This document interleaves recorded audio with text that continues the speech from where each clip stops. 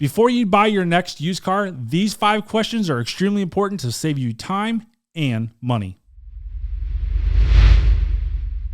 Hey everyone, welcome back to the channel. I hope you're having a fantastic day. I'm really excited about this vlog because this vlog is going to help you save a ton of time, a ton of effort, and most importantly, a ton of frustration. Hey, I get it. 21 years of selling cars. I see the frustration levels when my customers, when my clients come from other dealers and they're like, this dealer just doesn't get it, right? They have no idea what they're doing. They're playing games. They lowballed me on my trade, whatever the case may be, right? I get it. I see it. I talk to you guys every day. I see the comments on this YouTube channel every single day. And it's mind-boggling that still today that we have some old school dealerships. Now, keep in mind, most dealerships out there, most car salesmen out there are ethical and want to earn your business and build a relationship with you. Keep that in mind. It's very, very important. So with that being said, let's get into the 5 questions you need to ask every used car salesman. We're going to put a couple things in perspective here because, again, we do things online. We don't negotiate or go to dealers blind. So we're going to assume that you have done the proper research online that I've taught you in past videos. We're going to assume that your vehicle you're looking at is priced right. Again, dealerships that negotiate are the worst dealerships in the world. There's no reason for a dealership to negotiate anymore with all of the websites out there. Car Gurus, Cars.com, TrueCar, Auto Trader.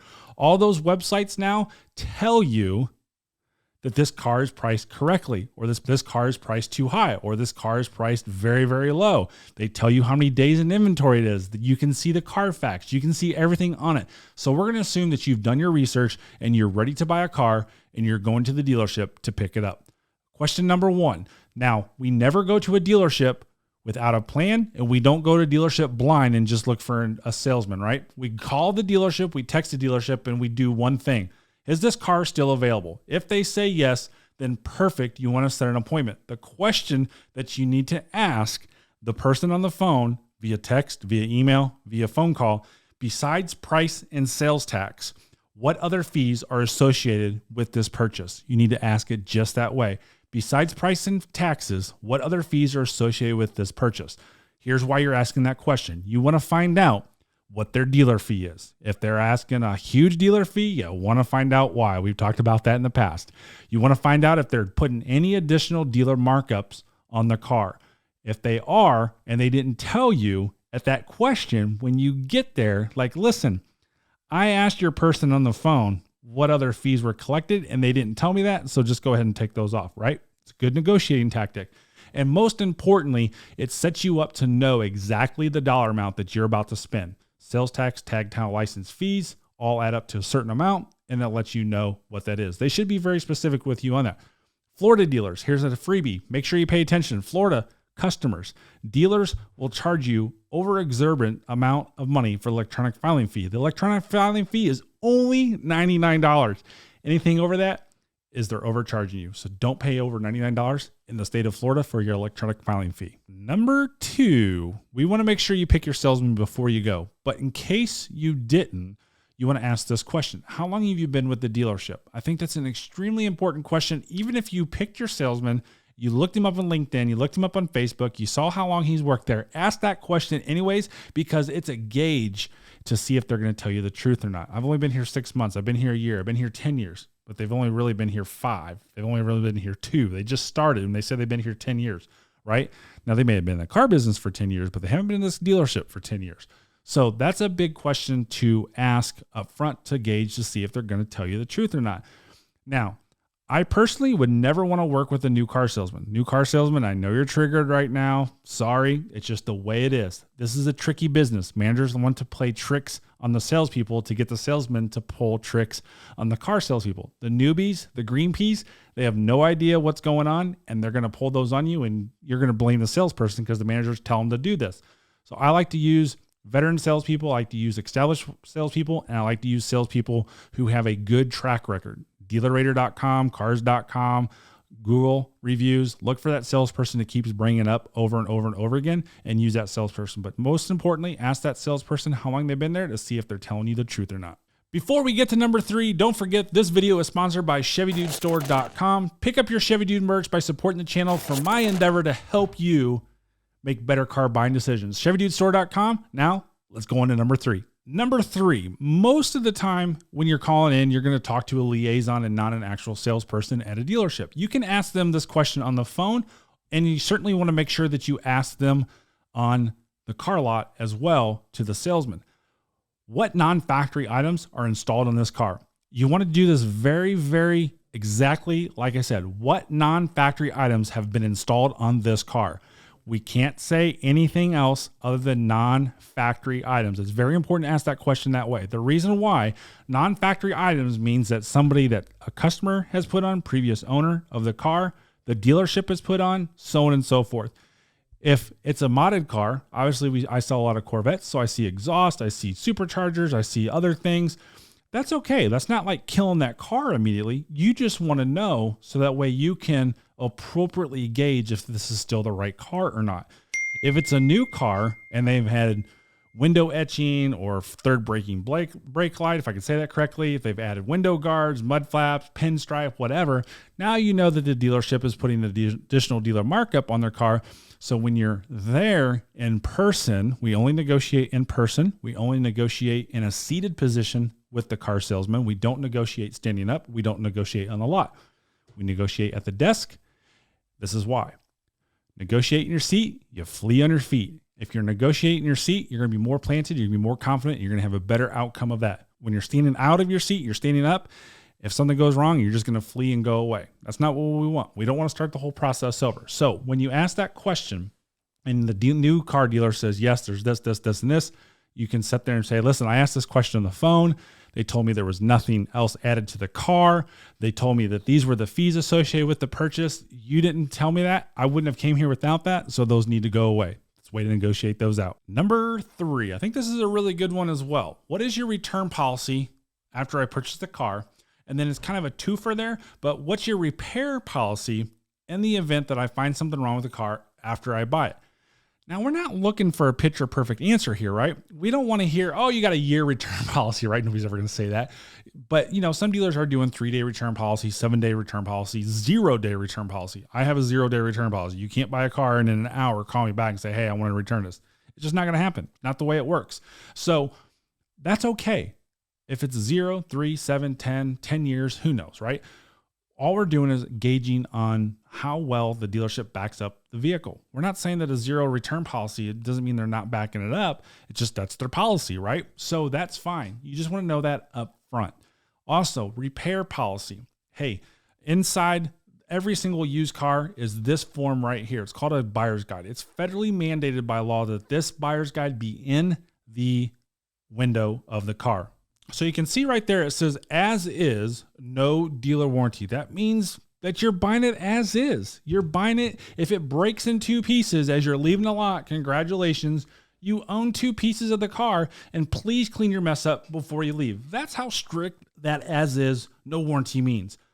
Dealer warranty, if that box is checked, they're going to tell you down there what systems are covered.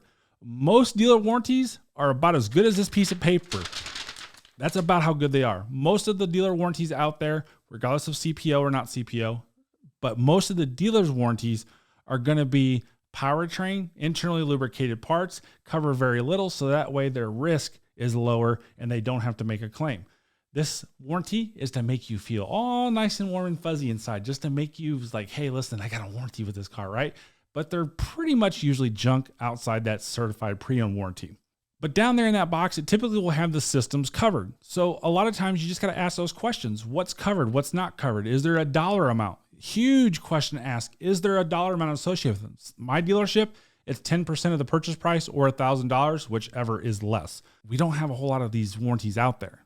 Typically, we're selling things under manufacturer's warranty, and a lot of times our clients buy extended warranties, so this warranty goes by the wayside because the extended warranty covers it. So just find that out. And then also, like I said, you want to ask what the repair policy is if you find something that's broke after the fact. Most dealerships, as is no warranty means as is no warranty. But in my case, when I talk to my clients, I tell them that, hey, it's as is. If it's broke, it's broke. That's on you.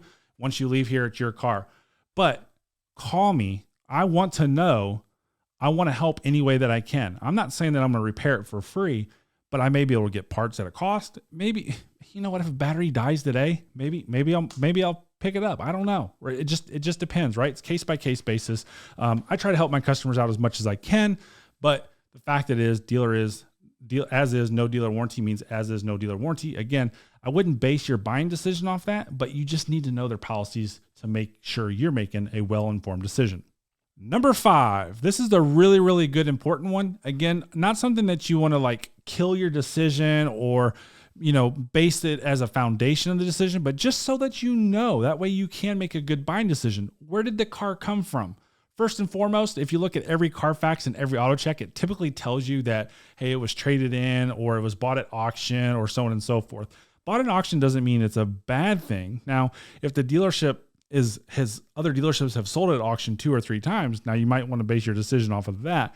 But if it's a lease car, say it's a 3-year-old car with 30 or 40,000 miles on it, most likely it was a lease. It'll tell you that it was a lease car on the Carfax and auto check. And it says sold at auction. That doesn't really mean auction. That means the leasing company put it on their website. The dealership can say, yes, I want to buy this car. And that's considered an auction. So you're going to see that. Tahoes and Suburbans like 2018s, 2019s, and now coming into 2020s. Pretty much any used ones of those are going to be from rental companies, Hertz, Enterprise, stuff like that. Again, not a bad decision to buy those. Those are typically going to be LT models with a sunroof, bucket seats, and navigation. It's not a bad thing to buy because you can't find a used Suburban, but at the same time, if you find a used Suburban, Tahoe, GMC Yukon XL, and you are like, oh, this was a private individual, you might want to get that real quick because the private individual ones aren't out there much. So I would definitely ask where it came from. And most importantly, if you got that Carfax in your hand, it says sold at auction, lease vehicle, hey, sold at auction for the last 2 times. It was in dealer inventory for 30 days, sold at auction. Then the salesman says, oh yeah, our local customer traded it in. He bought it here. He's a great customer. And it says it was from Michigan and you're in Kentucky. He's lying to you, right? So it's a good reason to ask that question as well. Hey, you guys know that I always underpromise and overdeliver. So bonus one, number 6. What inspection process did you do on this car? And what items did you fix to make this retail ready? It's kind of a 2 for question. 1, know what the inspection process is. This doesn't, again, not a make or break it, purchase the car. What inspection process did you do? We did a certified pre-owned inspection. We did what maybe some dealers would call an A inspection. That's a really, really, really good inspection. And it goes over everything, but it's not all up to certified inspection. We did a safety inspection. We just checked out the brakes and made sure everything was safe on the vehicle, right? We checked the tires, the brakes, blah, blah, blah, blah, blah, the joints, all that stuff. Or, hey, we didn't do anything to this car. We just put it on the front line. Or we just did an oil change in the detail and we put it up there and it's sold as is. All those answers are okay answers. Again, not really need to base your decision off of those, just so you know the level of inspection that it went through. Now, if they did that, hey, we just did a safety inspection, we did an as-is inspection, or we just did an oil change inspection. Okay, now you can escalate that. Do I want to take it to my own mechanic? Do I want to look at this a little bit more closer than just buying it and taking the word for it, right? Knowing that stuff. And the second part of that question is, what items did you fix on it to make it retail ready? Maybe they had to do some paint work. Maybe they had to pull some dents. Maybe they had to put new tires on it, new brakes, a new alternator. Who knows? Maybe a belt was broken, right? Again, not necessarily full decisions to like, hey, I'm axing this car because it had some paint work on it. But at least up front and you can inspect that to make a good buying decision.